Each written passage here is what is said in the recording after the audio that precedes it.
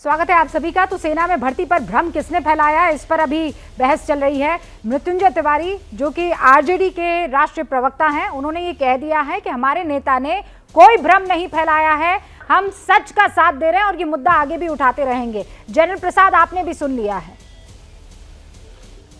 जी, मैंने कई दफा सुन लिया और कई दफा समझाने की कोशिश भी कर रहा हूँ। अब ये बात ले आए कि अग्निवीर का भी चक्कर चलाना शुरू कर दिया इन्होंने कि इसमें आरएसएस का कोई।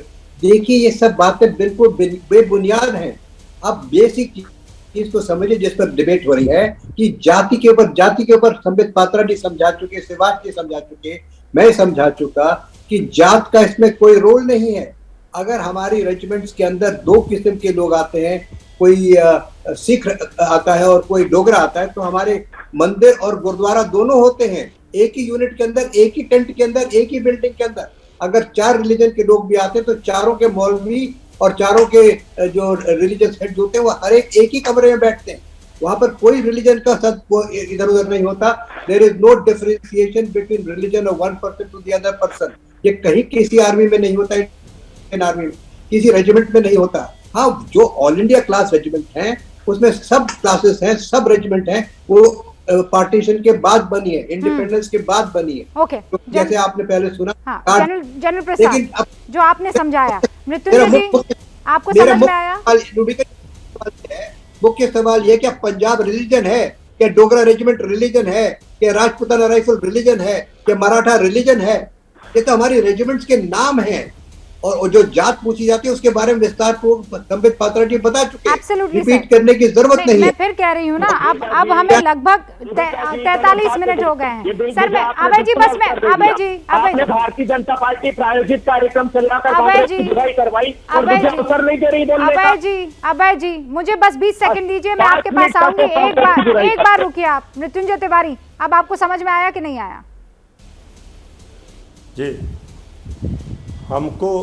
हम उनके जनरल साहब जो बैठे हैं, जो बात कर रहे हैं, शंकर प्रसाद जी का हम सम्मान करते हैं। सेना का सम्मान विपक्ष ने ही किया है, बीजेपी ने, आरएसएस ने कभी सेना का सम्मान नहीं किया है। जो बातें कही जा रही है वो बात समझनी पड़ेगी कि अग्निवीर योजना मात्र 4 वर्षों के लिए है। जो नौजवान 4 वर्ष के बाद रिटायर करेंगे, इसके बाद 75% नौजवानों को वो जाति देख करके फिर वो अपना काम करेंगे। और बाकी कैलाश विजयवर्गीय जी ने तो कह ही दिया है कि 4 वर्षों के बाद वो बीजेपी कार्यालय में गार्ड का काम करेंगे। अच्छा, अब आप तेजस्वी यादव जी के कहने का तात्पर्य क्या है?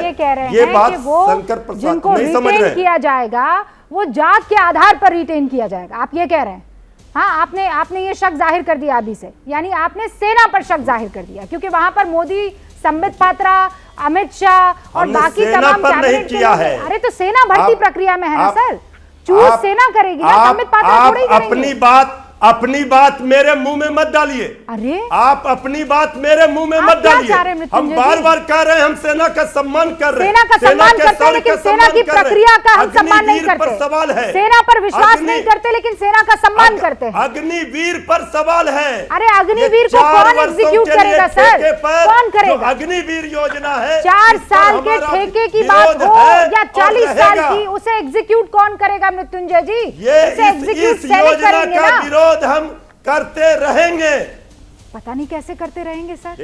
अच्छा, आप कीजिए सर, विरोध कीजिए, देश समझ रहा है। एजेंडा लेकर बैठे हैं। अच्छा है सर। अभय दुबे जी, जब आप एजेंडा लेकर बैठे हैं, मैं कोई एजेंडा, मैं देश का एजेंडा लेकर बैठी हूँ सर। आपको जब कुछ नहीं मिलता है तो आपका ये फेवरेट शब्द है एजेंडा। हम इसका विरोध करेंगे। हाँ, करते रहिए सर। रूबिका जी, मैं गंभीरता से कुछ सवाल खड़े करना चाहता हूँ। देखिए, इससे बड़ी बहस है, आजाद भारत के इतिहास में भारतीय जनता पार्टी ऐसा राजनीतिक दल है जिसकी ऑफिशियली सेना ने शिकायत की है इलेक्शन कमीशन ऑफ इंडिया को कि हमारे शहीद सैनिकों की तस्वीर विज्ञापन में लगाकर ये लोग वोट मांगते हैं। और सारे राजनीतिक दलों के लिए इलेक्शन कमीशन ऑफ इंडिया ने एक सर्कुलर जारी किया कि आइंदा ऐसा नहीं करें।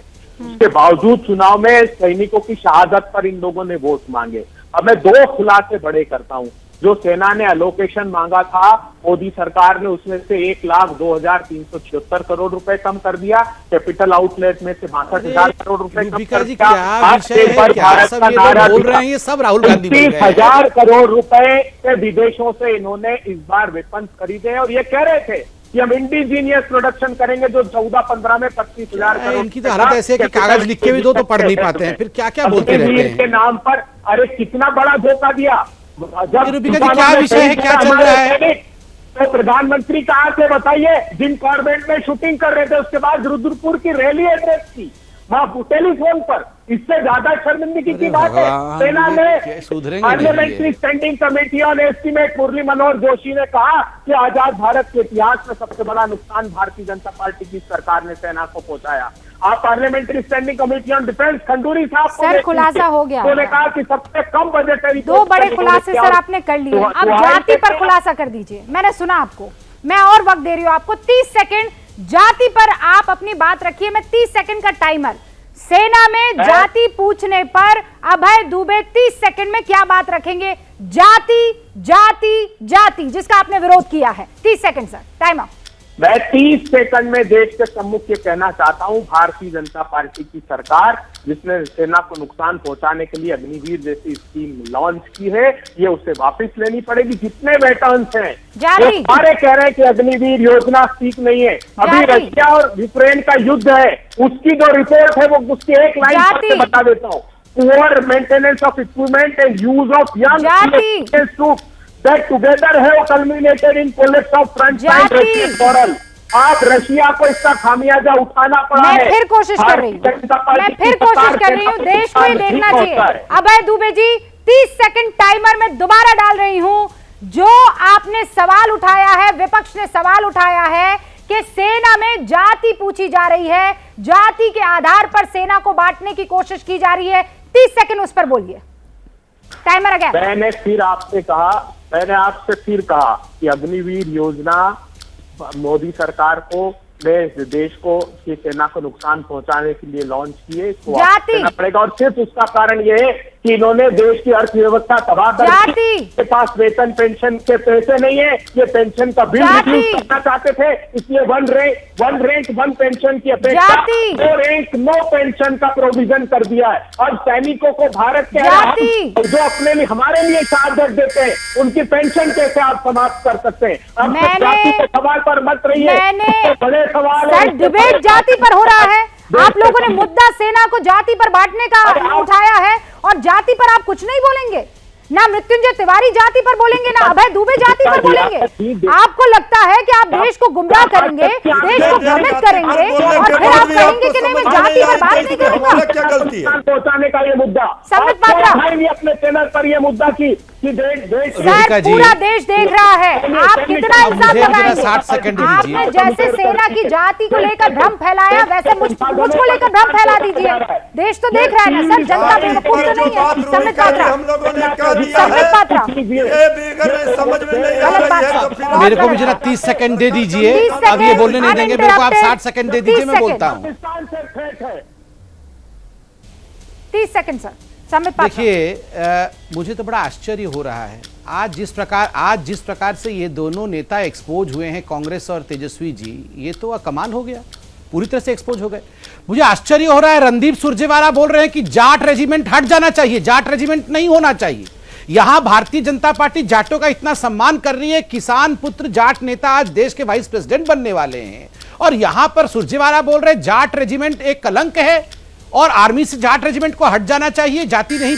ये जो जाति पूछा गया है, इतने वर्षों से पूछा जा रहा था। सुरजेवाला जी को माफी मांगनी चाहिए, कांग्रेस को माफी मांगनी चाहिए जाट रेजिमेंट के लिए, इस प्रकार शब्दों के लिए। मृत्युंजय जी आखिरी 10 सेकंड। अभय जी फिर मैं आपको दूंगी 10 सेकंड, आपको भी दूंगी सर 1 सेकंड। 10 सेकंड मृत्युंजय जी। देखिए रूबिका जी हाँ? यहाँ पर बीजेपी सरकार ने बहुत बड़ा भ्रम फैलाया है। एबीपी न्यूज आपको रखे आगे।